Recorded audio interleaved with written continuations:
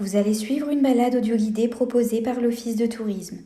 Afin de suivre le parcours, reportez-vous au plan du parcours depuis l'application ainsi qu'aux indications qui vous seront données pour rejoindre le point suivant. Votre itinéraire débute sur la place de l'église en regardant cette dernière. Bonne balade à vous. Bien bonjour, amis voyageurs. Vous voilà au cœur du village d'Arcé. Laissez-moi me présenter. Ondine, fée des marées, je protège le village et son marais depuis sa création et on observe son histoire.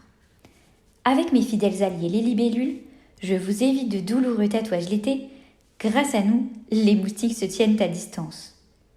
Bon, assez parlé de moi.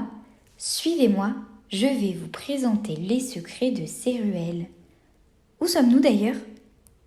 Imaginez, il y a près de 4500 ans, l'océan avançait jusqu'aux portes de Niort et Arcé voyait son emplacement à flanc de falaise au bord de l'océan. Le village en lui-même apparaîtra réellement au cours du Moyen-Âge, à la période où les moines régissent les terres du Golfe devenues marais envasés. Par le biais de grands travaux, ils vont assécher ce marécage pour le rendre plus sain et gagner en terres cultivables. À Arcé, nous ne sommes pas sur de grandes plaines agricoles. Ici, c'est le marais sauvage, au cœur du marais mouillé, que vous connaissez certainement mieux en tant que Venise verte, avec ses nombreux petits canaux de navigation qui permettent de circuler de zone sèche en zone sèche. D'ailleurs, savez-vous que nous sommes reconnus petite cité de caractère ? Notre particularité, celle qui fait de nous un village authentique, ce sont les voies d'eau. Il y a près de 40 km de canaux qui sillonnent la commune, l'eau est partout et c'est ce qui a forgé notre identité. Il faut dire que jusqu'au début du XXe siècle, il s'agissait de la principale voie d'accès où transitait un commerce actif de marchandises vers l'océan. Levez les yeux et intéressons-nous de plus près à cette église. Il s'agit en réalité de la 3e église du village. La première se trouvait en extérieur, un peu plus au sud, bâtie au IVe siècle. Elle aurait été brûlée par les protestants au XVIe siècle durant les guerres de religion. Dès le début du XVIe siècle, le seigneur local fera don d'un emplacement, ici même, au cœur du bourg, pour la construction d'un nouvel édifice. Ce second bâtiment se trouvait parallèle au bief de la Taillée, le canal qui mène jusqu'à Denvix. Ce sanctuaire disparaîtra pour laisser place à l'édifice actuel, reconstruit dans les années 1860 dans un style néo-gothique et orienté dans l'axe nord-sud. De la place, regardez la façade est. Mais quelle drôle de décoration que ces barres en fer positionnés en arc de cercle. Je me demande à quoi elles pouvaient bien servir. Ah, ça va bien me revenir. Vous avez une idée, vous ? Ah, c'est bon, je me souviens. Mais vous, je vois bien que vous séchez, un peu comme des lances incendie. Autrefois, les pompiers avaient leur caserne sur cette place, à proximité de l'église. Et oui, comme ça, la cloche servait de sirène, c'est qu'elles étaient multitâches. Figurez-vous que les sapeurs-pompiers, tous bénévoles de ce temps, se servaient de ces barres pour faire sécher les tuyaux en cuir en guirlande.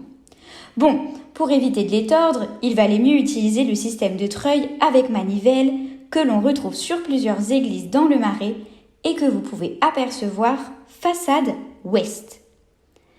Avant que vous ne partez vadrouiller, approchez-vous. Plus près, sur la droite, au niveau du pilier. Vous le voyez ? Observez bien, il y a une pastille circulaire. Il s'agit d'un repère de nivellement, il indique l'altitude du village. Certes, les chiffres sont quelque peu effacés au fil du temps, mais les regards aiguisés y trouveront l'altitude de 11 mètres indiquée. Bon, je vois bien que vous prenez racine. Déplaçons-nous quelque peu. À 2 pas, vous allez tomber sur l'ancienne poste. Si, regardez, elle porte encore son inscription « Poste, télégraphe, téléphone ». Ça ne fait pas si longtemps que le bâtiment a été rendu par les services postaux. Je m'en souviens encore, c'était au cours de l'année 2012. À ce moment-là, l'inscription aurait dû être retirée, mais le maire de l'époque, Joël Bourchenin et les habitants se sont mobilisés pour la garder afin de conserver l'histoire du village. Depuis, Le bâtiment a été réhabilité avec ses voisins et d'autres dans le village. N'hésitez pas avant de repartir à aller en pousser les portes. Ils accueillent des créateurs et artisans locaux. Bon, poursuivons notre balade. Faites demi-tour et quittez la place en direction de la rue de la Garenne. Arrêtez-vous là un instant, à l'angle de la rue de la Mairie. C'est un des carrefours les plus typiques du village, si vous voulez mon avis. On y retrouve au même endroit un bon nombre d'éléments caractéristiques des villages maraîchins. Et vous pouvez deviner quel lieu animé c'était autrefois. Observez et imaginez. Sur la droite, la pompe à eau. Faut dire que l'eau potable dans chaque maison, c'est une chose plutôt récente. Bien pratique. Imaginez un peu. Venir plusieurs fois par jour, remplir des seaux, les ramener chez soi, en les portant plein. Une vraie corvée. Même si se rendre à la pompe pouvait s'avérer plus convivial, bien rare qu'on n'y retrouve pas un voisin pour quelques causeries. À la saison de la récolte des mogettes et des moissons, les rouleaux à mogettes, comme celui à trous là, à côté de la pompe, s'activaient dans le marais. Les habitants battaient des céréales, ou notre fameux haricot sec, sur un sol en terre battue. Un bidet, ou un cheval, tirait le rouleau sur une plateforme ronde et les mogettes étaient préparées sans être écrasées grâce à la terre battue. Après, on rassemblait les grains, on les ventait et on les mettait dans des sacs pour les trier. Il faut dire que les mogettes étaient l'alimentation de base des maraîchins. Que ce soit pour circuler chargé de mogettes ou d'autres marchandises, le carrefour voyait passer de nombreux attelages de charrettes. Il valait mieux être habile pour circuler sans tout arracher. Enfin, les habitants étaient prévoyants. Vous voyez ces blocs de pierre aux angles des rues? Ce sont des bouteroues ou chasse-roues, comme vous voulez. Cela permettait de repousser les roues des charrettes qui coupaient la trajectoire dessinée par le cheval attelé. Si vous voulez mon avis, c'était des engins bien difficiles à manœuvrer. Avant de continuer, savez-vous qu'Arcé pourrait presque accueillir la Jet Set? Qu'est-ce que vous croyez? C'est un lieu tendance qui a accueilli plusieurs tournages. En 1968 déjà, le village a été un des lieux de tournage de l'Inspecteur Cadavre, un épisode de la célèbre série Commissaire Maigret avec Jean Richard, un pur maraîchin de Bessines. Plus récemment, en 2019, c'est une série allemande qui a posé quelque temps ses valises ici. Das Boots, de son nom, raconte la vie des sous-mariniers pendant la Seconde Guerre mondiale. La maison que vous avez à gauche là, en arrivant dans le carrefour, à l'angle avec la rue du Logis, vous la voyez? Elle porte l'inscription « Café au Bon Coin ». Ce bâtiment a servi de lieu de tournage et les décorateurs de la série ont peint cette devanture pour l'occasion, tout comme quelques autres lieux. Allez, il est temps de reprendre notre chemin. En réalité, c'est à partir de maintenant que vous débutez la rue de la Garenne. La section précédente n'a été ouverte que récemment. Précédemment, il fallait passer par le port en empruntant la rue du Logis ou bien la petite impasse là, de l'autre côté du café. Flâner et apprécier l'architecture des maisons, nous allons y revenir sous peu. Avez-vous regardé ces belles maisons typiquement maraîchines? Si elles sont organisées de façon similaire aux autres communes du Marais, à Arcé, elles possèdent une particularité. Les constructions d'autrefois étaient réalisées avec les pierres des alentours et c'est pour ça que nos maisons ont ces alignements si particuliers en petits moellons. Ceux-ci étaient récupérés dans les carrières au niveau de la plaine. Pour les pierres de taille, les grosses pierres rectilignes autour des fenêtres, il fallait les rapporter de Benay à 15 km de là. On les acheminait par des rouliers de grosses charrettes tirées par des chevaux. Et ici, vous l'avez bien vu, l'humidité est omniprésente. Il était nécessaire de bien isoler les maisons. Celles-ci, contrairement à la tendance moderne, étaient systématiquement protégées par un crépi. Je suis bien contente que les habitants d'Arcé continuent de rester dans l'esprit du village d'autrefois.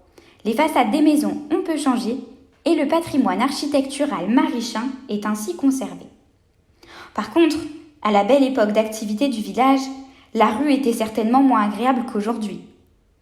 En effet, les habitations étaient principalement des fermes, les maraîchins étaient majoritairement agriculteurs. Et ils n'avaient, comme seule solution d'évacuation du fumier, que de le placer dans la rue avant de le transporter à l'extérieur du village. Sacrée odeur! Bon, continuons notre chemin jusqu'au numéro 71. Oh tiens, Regardez, la maison, sur votre gauche. Surtout le côté droit. Vous ne voyez pas? Mais si, ce sont bien des os. Les murs étaient montés en calant des os de vache entre des moellons, à la même hauteur, pour accrocher les plantes grimpantes ou les treilles. Ce système pouvait aussi être employé à faire sécher des filets de pêche lorsqu'ils étaient en chanvre, un matériau plus fragile qui s'abîmait plus vite si fixé à des clous plus durs. Attention, la descente de cette venelle est très raide. Activez les freins de vos souliers en l'empruntant. Avant de descendre jusqu'au canal, regardez autour de vous. Vous avez un bâtiment avec une partie de bardage en bois. Vous en avez certainement vu quelques autres le long de la rue de la Garenne. Ce sont des granges. Parmi les matériaux couramment utilisés dans le marais au niveau de la toiture, il y avait des roseaux. Ce sont de bons bois isolants qui protégeaient la grange du froid et des fortes chaleurs. Malheureusement, c'est un matériau très inflammable, un peu dangereux, même si finalement, les incendies étaient plutôt rares. Les granges faisaient toutes entre 9 et 10 mètres de hauteur et stockaient les cultures de mogettes, de fèves ou de foin. Allez, maintenant descendez la venelle. Attention, elle est très raide. Des venelles, vous en trouverez partout dans le village, elles mènent forcément à l'eau. Elles faisaient à peu près 1,30 m de largeur chacune et elles étaient moins pentues qu'aujourd'hui, même si les emprunter, surtout en remontée et avec un chargement, c'était un vrai sport. Elles permettaient aux personnes qui avaient une maison qui ne touchait pas l'eau d'accéder à la conche avec des brouettes. Et on y allait aussi parfois pour bavarder avec les voisins. À mon époque, les venelles étaient publiques. Mais aujourd'hui, la plupart ont été privatisées par les maisons attenantes et le passage de la rue vers l'eau est bien plus compliqué et bien plus rare aussi. Désormais, tournez sur votre gauche et évitez un plongeon dans le bief. Nous voilà maintenant le long du canal. Quel agréable paysage que ces berges ombragées et végétalisées. C'est si apaisant. Savez-vous qu'à l'époque où l'activité nautique était à son apogée, il n'y avait pas de végétation comme actuellement au niveau des chemins de halage. Il fallait qu'il n'y ait aucun obstacle sur le côté pour permettre aux barques d'être traînées par des vaches ou des chevaux. Dès les premiers aménagements, les frênes étaient taillés, les fossés curés, les préfauchés, pas de place pour la nature. Tout en marchant, tendez l'oreille et appréciez, comme moi, les bruits feutrés de la nature environnante. Regardez également sur l'autre rive, vous y verrez des jardins potagers. Il était commun que chaque maraîchin ait son potager accessible en barque. Et c'était un déshonneur de ne pas avoir une parcelle entretenue. Il fallait que ce soit propre. Voyez cette maison, sur l'autre côté de la conche. C'est une ancienne ferme maraîchine, accessible uniquement en barque. Toute cette organisation nécessite quand même que je vous apporte quelques explications. Pour comprendre le marais actuel, il nous faut remonter dans les années 1860. C'est à partir de cette période que de grandes campagnes d'assèchement, commandées par Napoléon III, vont compléter les aménagements médiévaux afin de rendre le marais cultivable. En effet, il a fallu que les maraîchins créent de nouveaux canaux pour faire partir l'eau des champs dans les canaux et garder un niveau d'humidité dans la terre qui permettait d'avoir des cultures. Malgré ça, j'ai connu de nombreuses inondations et elles détruisaient les cultures et empêchaient les villageois de travailler jusqu'à ce que les terres soient de nouveau complètement sèches pour les retravailler. L'eau était au cœur de la vie des gens. Le transport des animaux, la distribution du facteur, le laitier, le boulanger, et j'en passe. Tous circulaient en barque à la force des bras qui poussaient la pigouille. À la fin de votre balade, passez par l'office de tourisme, découvrir quelques images de cette vie typique. Les mogettes, nos fameux haricots blancs, faisaient partie des cultures principales du marais et une base importante de l'alimentation. La pratique de la pêche traditionnelle, principalement la pêche à l'anguille, permettait de nourrir son foyer, mais le surplus était vendu à des marchands de poissons qui faisaient leur tournée de collecte dans le marais, comme Alfred Martin, marchand de poissons à Danvix et auteur. Dans certains cas, on en vendait beaucoup plus que ce que l'on en consommait. Aujourd'hui, il faut savoir que la pêche à l'anguille, ainsi qu'à la civelle, la larve d'anguille, est très réglementée dans le marais, car très prisée dans certaines populations. Elles ont été victimes de leur succès, et les populations d'anguilles sont aujourd'hui surveillées afin de les préserver d'une pêche excessive. Autrefois, j'aimais voir passer les trains de bois. Il y avait aussi souvent des barques naviguant sur l'eau avec des morceaux de bois flottant à l'arrière. Ils étaient souvent attachés par trois. Il était possible de voir naviguer des barques de différents matériaux, du bois, du fer et même du ciment. Ces dernières étaient privilégiées par certains, non pas pour leur praticité, mais par rapport à leur coût qui était bien inférieur à celui des autres matériaux. Le problème, c'est que le marais est difficile à cultiver à cause des inondations, de l'humidité et aussi pour des questions de praticité. Et oui, beaucoup ne sont accessibles qu'en barque et leur très petite taille rend l'utilisation des tracteurs quasiment impossible. C'est pourquoi de nombreux agriculteurs, qu'ils soient maraîchers ou non, ont tendance à quitter le marais pour cultiver dans des espaces plus faciles et plus sûrs. Dans les années 1960, des passerelles ont été construites dans le but d'améliorer l'accessibilité à de nombreuses parcelles de terre qui étaient autrefois accessibles uniquement par l'eau et ainsi faciliter le travail agricole. Retournons sur ce bord. Ici, on comprend mieux comment notre village est organisé. Les maisons étaient construites auprès de l'eau pour avoir un accès rapide aux conches et pouvoir aller au champ. Les maisons d'habitation étaient tout en haut, puis plus bas, il y avait la grange et auprès de l'eau, l'écurie. Chaque maison avait son accès à l'eau et à l'embarcadère. Vous voyez les poteaux de bois au bord de l'eau avec un chiffre inscrit dessus? Ces chiffres sont des numéros correspondant aux maisons qui sont propriétaires de ces amarrages. Les personnes qui vivaient plus haut, dans le village, descendaient par la venelle et se dirigeaient vers l'eau. Il faut dire que toute l'organisation du village se faisait en fonction de l'eau.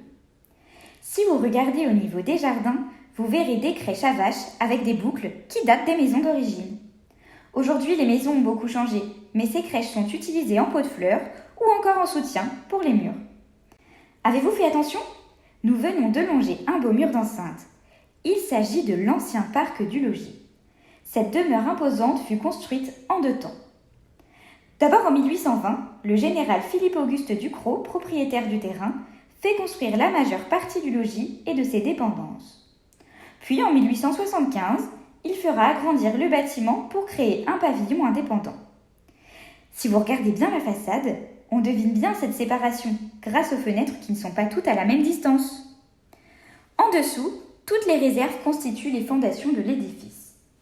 La plupart étaient mises à disposition des agriculteurs du village qui y mettaient leur matériel, mais aussi leurs marchandises qui arrivaient par le port en contrebas. Les autres appartenaient au logis et disposaient d'un accès direct à ce dernier en passant par un escalier à l'intérieur des réserves. La grille, qui n'a pas de porte en dessous, abritait une pompe à eau. Elle servait aux agriculteurs.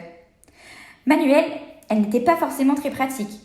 Ils ont donc installé un moteur électrique au début du XXe siècle. Quelques pas et vous voici au cœur de l'activité du village. Le port, c'est lui qui a créé l'identité d'Arcé. Tiens, savez-vous qu'au cours du XXe siècle, durant quelques années, il y a eu le camion d'une coopérative de lavage qui passait dans les rues d'Arcé pour laver le linge des habitants. Le camion avait été construit avec 2 bus soudés ensemble. À l'intérieur, il y avait à peu près 6 machines et c'était plutôt grand. Quelle révolution! Fini le lavage à la main au niveau des lavoirs. Bon, je me perds. Revenons à nos maraîchines. Et malheur à vous s'il vous venez de les confondre avec les partenaises. Si leurs robes, assez belles bovines entendons-nous, sont presque similaires, sachez messieurs dames que les maraîchines portent toujours de belles cornes. Bon, le port dont il est bien question était un endroit central du village. C'est ici que les agriculteurs venaient déposer leurs marchandises, à partir de là que le marais était rapidement accessible en barque depuis le village. Le port a un peu changé depuis que son activité commerciale a cessé. Par exemple, voyez-vous ces plots en métal, en haut du port au niveau de la route qui mène à Danvix? Ils étaient plus nombreux et tous portaient un numéro qui correspondait à une propriété en particulier, permettant à chaque habitant d'amarrer sa barque. Il y a beaucoup moins de plots aujourd'hui, car au gré du temps et des changements de propriétaires, les registres notariés ont peu à peu perdu la trace de correspondance entre les propriétés et leur emplacement d'embarcadère, ces derniers n'ayant pas la même valeur que les habitations. On oubliait donc souvent qu'il y avait un embarcadère lors d'une vente ou d'un legs d'une maison. Quant à la route qui mène à Danvix, que vous voyez en haut du port, elle a commencé à être construite en 1900. Si vous regardez bien les grues présentes sur le port, vous verrez peut-être que ce sont des reproductions. Vous souvenez-vous, Tout à l'heure, je vous disais que j'appréciais regarder les trains de bois naviguer sur les canaux. Le commerce du bois était important. Une fois arrivé au port, le bois du marais, tiré derrière les barques, était tissé à l'aide de ces grues. Accrochés par une chaîne à la grue, les troncs étaient remontés à la force des bras des hommes qui actionnaient les manivelles de part et d'autre de l'engin. Il fallait ensuite tourner la grue, toujours à force humaine, pour que le bois soit chargé sur le véhicule qui l'acheminait ensuite jusqu'à la scierie. Nous approchons de la fin de notre périple. Empruntez maintenant la rue de l'Ouche en face de vous. Avant de traverser la route, contrôlez la circulation et soyez prudents. Saviez-vous qu'Arcé avait possédé sa forteresse ? En effet, un château fort aurait été édifié durant le XIIIe siècle en contrebas de l'église et aurait été vendu en 1873. Aujourd'hui, ne demeure aucune trace du château en lui-même. Certaines habitations, que vous pouvez voir après l'intersection sur la droite, correspondent aux anciennes dépendances du château disparu. C'est ici que nos chemins vont se séparer. Mais avant de retourner voler au-dessus des canaux, je vais vous parler un peu du bâtiment qui accueille aujourd'hui l'office de tourisme. À l'origine boulangerie, transformé en cinéma vétuste qui n'était plus utilisé, il avait perdu sa toiture. Rénové, il a été transformé en espace d'accueil touristique suite au passage du président François Mitterrand en 1992. C'est le début des grands travaux afin d'entamer la renaissance du Marais Poitevin. En effet, depuis les inondations de 1983, la population quittait et délaissait peu à peu le territoire qui tombait à l'abandon et dans l'oubli. Bon, il est temps de vous laisser. J'espère que vous avez passé un agréable moment. Surtout, n'hésitez pas à pousser la porte de l'office de tourisme. Vous y trouverez d'autres images anciennes, des objets traditionnels, ainsi qu'une équipe de conseillers toujours prêts à vous renseigner pour approfondir votre découverte du Marais. À la revoyure, chers visiteurs!